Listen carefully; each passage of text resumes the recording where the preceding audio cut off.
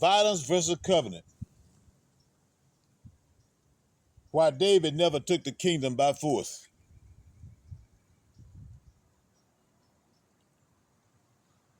Peace and clarity to the remnant. Today I'm teaching on a distinction that most people never see, even though Jesus himself pointed to it. The Bible says, from the days of John the Baptist until now, the kingdom of heaven suffers violence, and the violent take it by force. But David, God's chosen king, never took the kingdom by violence. And that contrast reveals the difference between human force and divine order. Now let's talk about what Jesus meant by the kingdom suffers violence. When Jesus said the kingdom suffers violence, he was not commanding violence. He was describing a condition.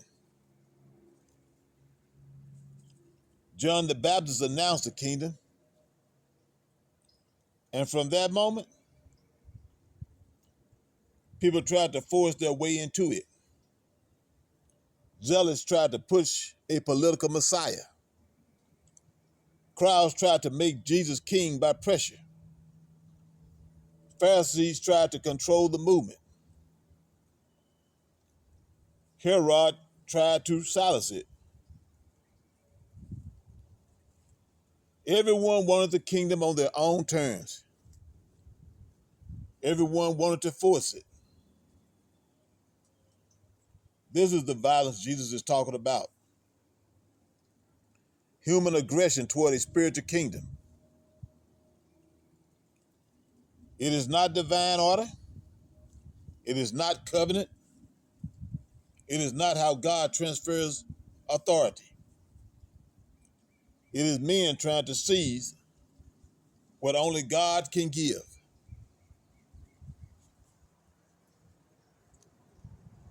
Now we want to show that David is the opposite of this violence. Now look at David. David never seized anything.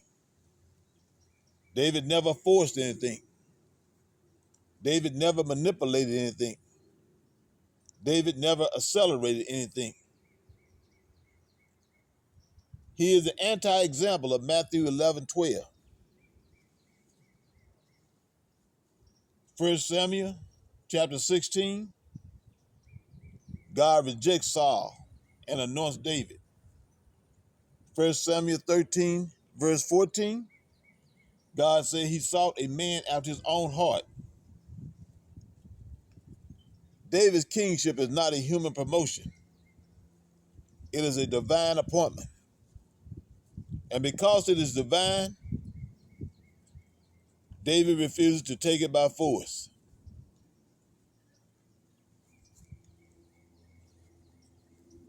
See, we understand David waits for God's timing. David is anointed long before he is enthroned. He serves Saul. He flees from Saul. He hides in caves. He leads outcasts. He becomes king of Judah first. Years later, he becomes king over all Israel. The assignment comes before the seat. The call is real even when the circumstances contradict it. Twice David has the chance to kill Saul. Twice he refuses. Why? Because David understands order. David understands timing. David understands covenant. He would not violate God's order to obtain God's promise. He would not touch what God has not yet removed. He would not take the kingdom by violence.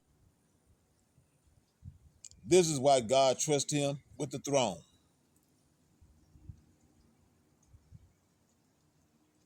Now let's talk about God removed Saul, not David. 1 Samuel 31. Saul dies in battle. David does not overthrow Saul. David does not assassinate Saul. David does not stage a coup. David does not force the kingdom.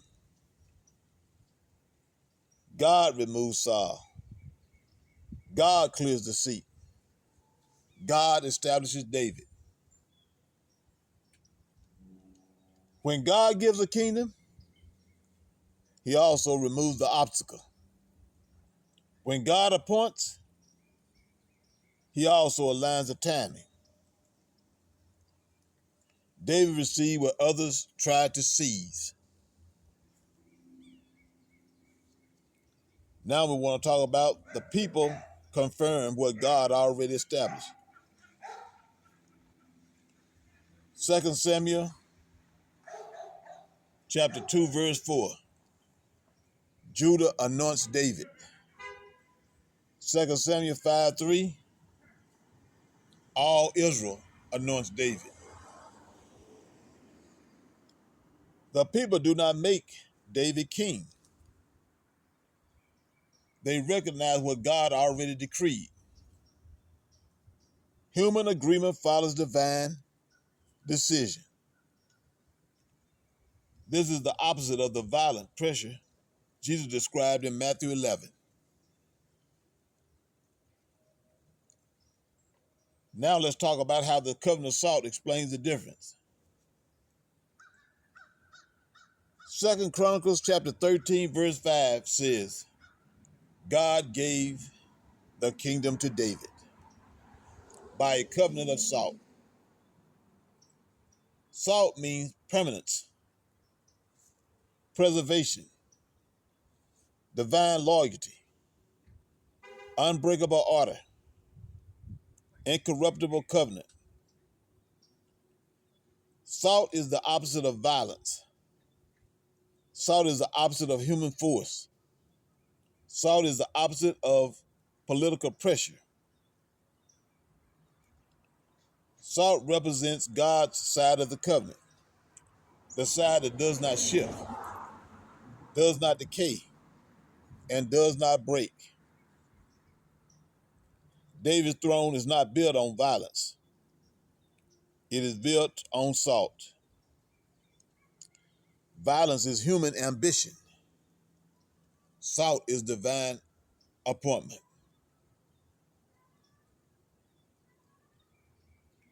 And this is the deep revelation. The kingdom suffers violence when men try to take what only God can give. David shows the pattern of receiving the kingdom through covenant, not force. John's generation is violence. David's rise is covenant. John's generation is pressure. David's rise is timing. John's generation is human forcing. David's rise is divine giving. David didn't take the kingdom. God gave it. And he sealed it with salt. So the final word, this is the revelation for the remnant. Do not force what God intends to give.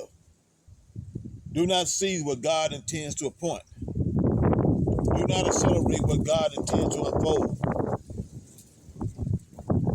The kingdom suffers violence when men try to take it, but the kingdom stands firm when God gives it. David is the blueprint, salt is the covenant, and divine order is the path.